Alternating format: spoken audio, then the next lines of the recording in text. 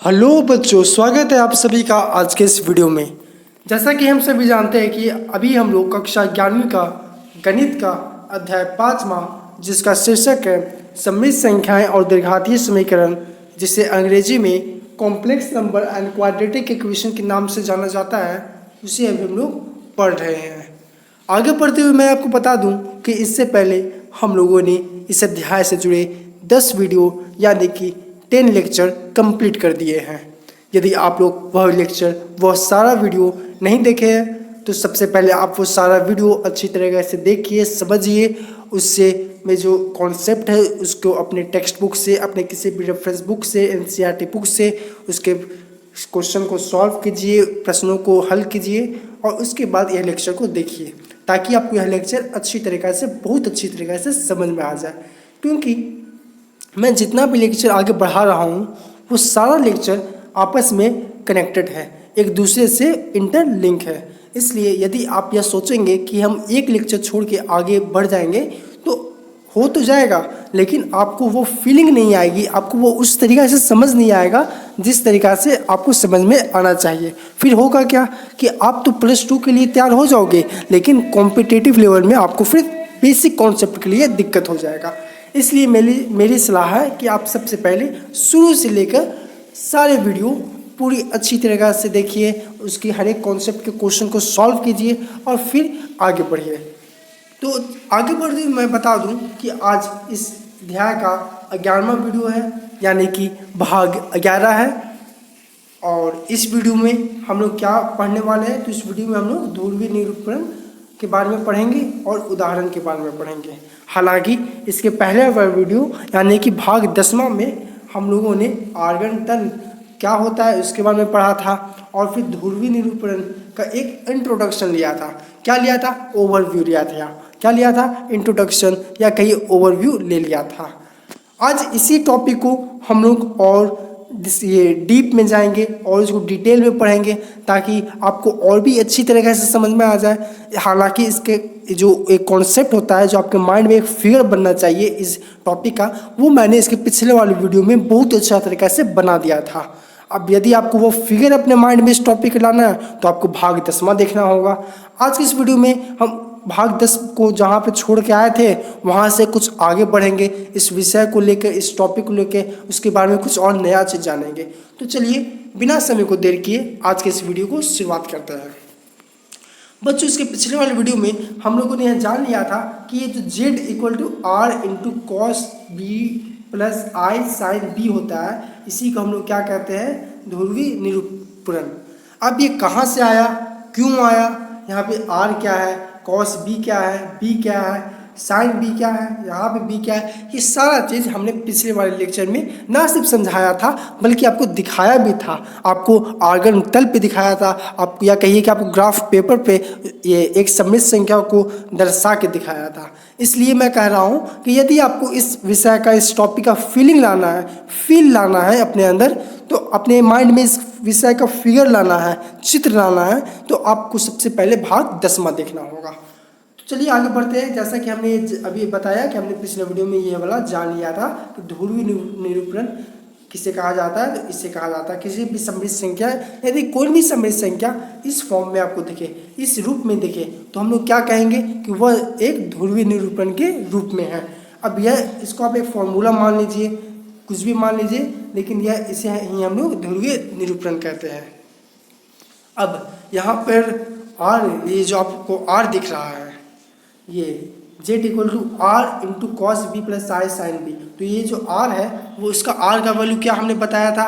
r का value होता है √x² + y²। ये कहाँ से आया? तो ये आया r² = x² + y²। अब ये कहाँ से आया? इसके लिए आपको फिर से मैं कह रहा हूँ कि भाग 10वां देखना होगा, और भाग 10वां को समझने के लिए आपको भाग 9वां देखना होगा, 9वां को समझने के लिए 8वां देखना होगा। यानी कि इस बात सच है कि सारा लेक्चर आपस में इंटरलिंक है। इसलिए आप लोगों को सबसे पहले सारा वीडियो अच्छी तरह से देखिए, फिर आगे बढ़िए। तो चलिए, यहाँ पे मैंने बता दिया कि ध्रुवीय निरूपण का फॉर्मूला कहिए कि या कहिए कि किसे कहा जाता है, तो इसे कहा जाता है। यहाँ पे मैंने थोड़ा सा और आपको डीप में ले गए आपको कि आर किसको कहा जाता है, आर का क्या फार्मूला होता है, आर हम लोग कैसे निकालेंगे। तो आर के लिए एक यह फार्मूला आता है कि r equal to under root x square plus y square. तो चलिए मैं ये भी बता देता हूँ यहाँ पे एक्स क्या है, वाई क्या है। तो बच्चों यहाँ पे एक्स जो होता है वो किसी भी सममित संख्या का वास्तविक भाग होता है, और किसी भी वाई जो होता है वो किसी भी सममित संख्या का काल्पनिक भाग होता है। तो चलिए अब ये आर कहाँ से आया था, मैं ये आर ये वाला जो है ये आपको फिगर, हालांकि अभी यहाँ पे यदि आप नए हो पहली बार यह वीडियो देख रहे हैं तो आपको नहीं समझ में आएगा कि फिगर क्या कहना चाह रहा है, लेकिन यदि आप इसके पिछले वाले लेक्चर देखे होंगे तो मैं समझता हूँ कि आपको समझाने की नहीं ज़रूरत है कि फिगर क्या कह रहा है। लेकिन फिर भी मैं थोड़ा सा ओवरव्यू देता हूँ कि ये जो अभी मैंने पिछले स्लाइड में बताया कि r equal to under root x square plus y square, ये कहाँ से आया है, इसी फिगर से आया है। ये जो आपको लाइन दिख रहा है ना मैरून कलर का, ओरिजिन से लेके, और यहाँ देखिए ओरिजिन से लेके ये पॉइंट तक एक्स कॉमा वाई तक, ये जो लाइन है इसी को हम लोग आर कहते हैं। और यहीं से हम लोगों ने इस आर से लेके ये रियल एक्सिस तक एक एंगल माना था जिसका नाम था बी, और यहीं से हम लोगों ने साइन बी और कॉस बी का फॉर्मूला निकाला था, और उसके बाद हम लोगों के पास ये फॉर्मूला बन गया था। तो चलिए आप सभी को यहाँ तक समझ में आ गया होगा।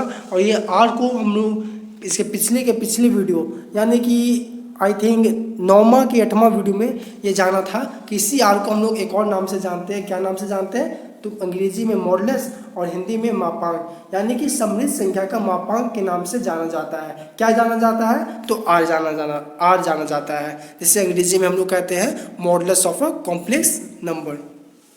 और इसे क्या से दर्शाया जाता है, ऐसे जेड लिख दीजिए और दोनों तरफ एक लाइन खींच दीजिए, यानी कि ऐसा कहीं भी लिखा रहेगा तो ये क्या होगा, आर होगा। आर मतलब modulus of complex number, Hindi में ये सममित संख्या का मापांक। और इसका वैल्यू क्या होता है, अभी हम लोगों ने देखा कि r equal to under root x square plus y square होता है। तो उम्मीद करता हूँ कि आप सभी को अब तक समझ में आ गया होगा। तो चलिए एक बार इसकी एक परिभाषा पे देख लें कि इस आर को हम लोग जिसको ये मॉड जेड से दर्शाया जाता है, इसकी परिभाषा क्या है। तो बच्चों किसी भी सममित संख्या की ओरिजिन यानी 0,0 से दूरी को हम उस सममित संख्या का मापांक कहेंगे। क्या कहेंगे कि किसी भी सममित संख्या की ओरिजिन 0,0 से दूरी को हम उस सममित संख्या का मापांक कहेंगे। अभी हमने इस ग्राफ में बताया, इस आर्गन में बताया कि ये जो ओरिजिन है और ये जो पॉइंट है और ये जो दोनों पॉइंट को ये जो मैरून कलर का लाइन जो जोड़ रहा है, इसी को हम लोग क्या कह रहे हैं, आर कर रहे हैं। और इसी को हम लोगों ने इस परिभाषा में लिख दिया, जो कि आप देख सकते हो कि किसी भी सममित संख्या की ओरिजिन 0,0 से दूरी को हम उस सममित संख्या का मापांक कहेंगे, यानी कि modulus of a complex number कहेंगे, जिसे आर से भी दर्शाया जाता है।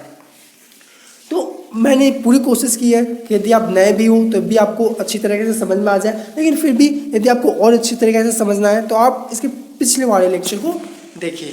अब चलिए कुछ उदाहरण के तरफ पढ़ते हैं ताकि आपको यह लेक्चर और भी अच्छी तरीके से समझ में आ जाए। तो चलिए सबसे पहला उदाहरण, मान लीजिए आपके सामने एक सममित संख्या दिया गया है z equal to 1 plus i root 3। क्या दिया गया है, 1 प्लस आई रूट 3। अब यदि आपको प्रश्न में पूछा जाएगा कि बेटा बाबू बताओ कि इसका ध्रुवीय निरूपण क्या होगा, क्या पूर्ण रिप्रेजेंटेशन क्या होगा। तो हम लोग क्या जानते हैं कि z इक्वल टू किसी भी सममित संख्या का ध्रुवीय निरूपण किस प्रकार होता है, तो वह इस फॉर्म में होता है। किस फॉर्म में होता है, तो z equal to r into cos b plus i sine b in close bracket. अब यदि हम लोग r को इससे मल्टीप्लाई करेंगे फिर r को इससे मल्टीप्लाई करेंगे तो हमें क्या मिलेगा, r cos b plus i r sine b, यानी कि किसी भी सममित संख्या का ध्रुवीय निरूपण इस फॉर्म में होता है। इस फॉर्म में कहिए या फिर इस फॉर्म में कहिए, क्योंकि यह फॉर्म यहीं से आया है। कैसे आया है, हम लोग आर को पहले इससे मल्टीप्लाई कर दिए फिर इससे मल्टीप्लाई कर दिए तो हमें क्या आ गया, हमें ये वाला फॉर्म आ गया। तो जैसे कि यहाँ पे प्रश्न में दिया गया है कि z equal to 1 plus i root 3। अब हम लोग को यदि पूछा जाएगा कि बेटा बताओ इसका ध्रुवीय निरूपण क्या होगा, इसका पूर्ण रिप्रेजेंटेशन क्या होगा, तो सबसे पहले हम लिखेंगे कि हम लोग जानते हैं कि किसी भी सममित संख्या का ध्रुवीय निरूपण इस फॉर्म में होता है, इस रूप में होता है। किस रूप में? तो z equal to r cos b plus i r sine b के फॉर्म में होता है। उसके बाद यहाँ पर अब चूंकि यह एक अपने आप में, ये जो हमने यहाँ पर लिखा r cos b plus i r sine b, ये अपने आप में एक सममित संख्या बन गया है, जहाँ पे ये जो है आर कॉस बी ये अब वास्तविक भाग है और आर साइन बी क्या है? काल्पनिक भाग। जिस प्रकार यहाँ पर 1 वास्तविक भाग है और √3 क्या है? काल्पनिक भाग। तो हम लोग क्या लिख सकते हैं कि यहाँ पे जो वास्तविक भाग है यानी रियल पार्ट है वो क्या है? आर कॉस बी, और इमेजिनरी पार्ट यानी काल्पनिक भाग क्या है? R sine b. अब हम लोगों ने प्रश्न में देखा कि प्रश्न में क्या दिया गया है? ये वास्तविक भाग क्या है? 1, काल्पनिक भाग क्या है? √3। और ये जो अभी हम लोगों ने माना कि ध्रुवीय निरूपण इस फॉर्म में होता है, यहाँ से वास्तविक भाग हमें क्या मिला? R cos b. काल्पनिक भाग क्या मिला? R sine b. और जब ये भी सममित संख्या यही सममित संख्या को दर्शा रहा है, तो इसका वास्तविक भाग और इसका वास्तविक भाग आपस में इक्वल होगा। इसका काल्पनिक भाग, इसका काल्पनिक भाग आपस में इक्वल होगा। तो यही हमने लिखा कि 1 equal to r cos b. ये 1 कहाँ से आया? ये जो प्रश्न में हमें सममित संख्या दिया गया था उसका वास्तविक भाग है। ये आर कॉस बी कहाँ से आया? हमने जो सॉल्यूशन में हमने अपने सॉल्यूशन में जो लिखा था कि हम लोग जानते हैं कि किसी भी सममित संख्या का ध्रुवीय निरूपण इस रूप में होता है। किस रूप में होता है? जो कि अभी हमने पिछले स्लाइड में देखा, वहाँ से जो हमें एक नया सममित संख्या मिला था उसका वास्तविक भाग ये आया। और दोनों जो कि एक ही सममित संख्या को दर्शा रहा है, तो दोनों का वास्तविक भाग और काल्पनिक भाग इक्वल हो जाएगा। तो यही हम लोगों ने लिखा है कि 1 equal to cos r cos b और √3 equal to r sine b. अब यदि हम लोग ये दोनों को ये जो आपको एक फर्स्ट इक्वेशन ये आया, सेकंड इक्वेशन ये आया, दोनों को स्क्वायर कर देते हैं और स्क्वायर करने के बाद दोनों को जोड़ देते हैं, तो क्या आ जाएगा? सबसे पहले यदि इसको स्क्वायर करेंगे तो क्या आएगा? 1 equal to r square cos square b, और इसका स्क्वायर करेंगे तो क्या आ जाएगा? 3 equal to r square sine square b. अब यदि हम दोनों को जोड़ते हैं, दोनों को ऐड करते हैं, तो क्या आ जाएगा? 1 + 3 equal to r square cos square b plus r square sine square b. इसको और सिंप्लीफाई करते हैं और इसको सॉल्व करते हैं और हल करते हैं, तो हमें क्या मिलेगा? आर स्क्वायर कॉमन हो जाएगा, क्योंकि इसमें भी आर स्क्वायर है, इसमें भी आर स्क्वायर है, तो आर स्क्वायर को हम लोग बाहर निकाल लेंगे। अब अंदर क्या बचा? Cos square b. हाँ देखिए अंदर क्या बचा? Cos square b plus sine square b. देखिए प्लस साइन स्क्वायर बी, यानी कि हम लोग देखिए कि 1 + 3 इक्वल टू हमें हमारे पास क्या आ गया?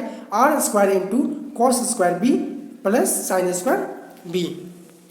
यानी कि हम कर सकते हैं कि 4 इक्वल टू आर स्क्वायर आ गया। अब ये 4 इक्वल टू आर स्क्वायर कैसे आया? आर स्क्वायर इंटू 1 हम कैसे लिख दिए? तो बच्चों यहाँ देखो, यहाँ देखिए आप, यहाँ हमने क्या लिखा? 1 + 3 क्या होगा? 4 होगा। हाँ सर 4 होगा। अब 4 इक्वल टू हमने क्या देखा? R square into cos square b plus sine square B.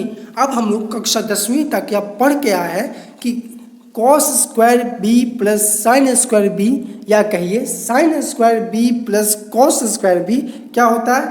1 होता है। क्या होता है? 1 होता है।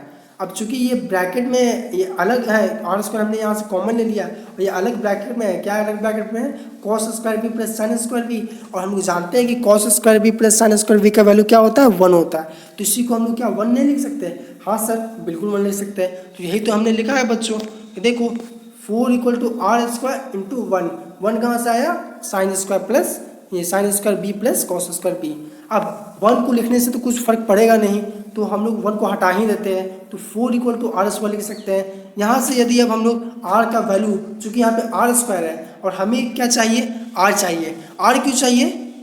तो आर हमें इसलिए चाहिए क्योंकि ध्रुवीय निरूपण में क्या होता है? R cos b plus i r sine b, इसलिए हमें आर चाहिए। तो यहाँ से यदि हम देखेंगे तो यहाँ से हमें क्या मिल जाएगा? आर मिल जाएगा। आर क्या हो जाएगा? 2 हो जाएगा।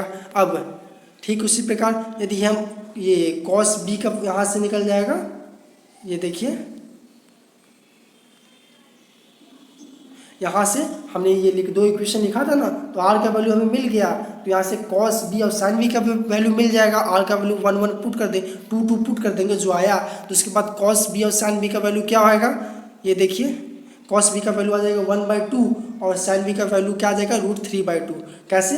जैसे यहाँ पे क्या था 1 = r cos b, r का वैल्यू क्या आया 2 आया, r का वैल्यू क्या आया 2 आया। अब cos b का वैल्यू निकालना है तो 2 उस साइड चला जाएगा तो 1/2 हो जाएगा। ठीक उसी प्रकार साइन b का वैल्यू क्या होगा तो 2 उस साइड चला जाएगा तो क्या हो जाएगा √3/2। तो यही हमने लिखा। अब हमारे पास r का वैल्यू आ गया, cos b का वैल्यू आ गया और sin b का वैल्यू आ गया। तो इसको आप लोग ये इसमें पुट कर दीजिए। पुट कैसे करेंगे? तो सबसे पहले हम लोग b का यहाँ से किसी दोनों में से किसी भी इक्वेशन में से b का वैल्यू निकाल लेंगे। और तो b का वैल्यू कैसे निकलेगा? मान लीजिए इसमें से निकालते हैं तो b = क्या हो जाएगा cos इनवर्स 1/2। अब cos 1/2 कब आता है? जब किसी भी एंगल का मेजरमेंट क्या होता है π/3 यानी कि 60 डिग्री होता है। तो यहाँ से b का वैल्यू हमारा क्या आ गया π/3। तो हमारा समृद्ध संख्या का धुरी निरूपण क्या हो जाएगा? हम लोग उस फॉर्मूला में सारा वैल्यू पुट कर देंगे तो क्या हो जाएगा z = 2 × cos π/3 + I sin π/3। तो उम्मीद करता हूँ कि आपको आज का लेक्चर अच्छा लगा होगा, समझ में आया होगा। धन्यवाद।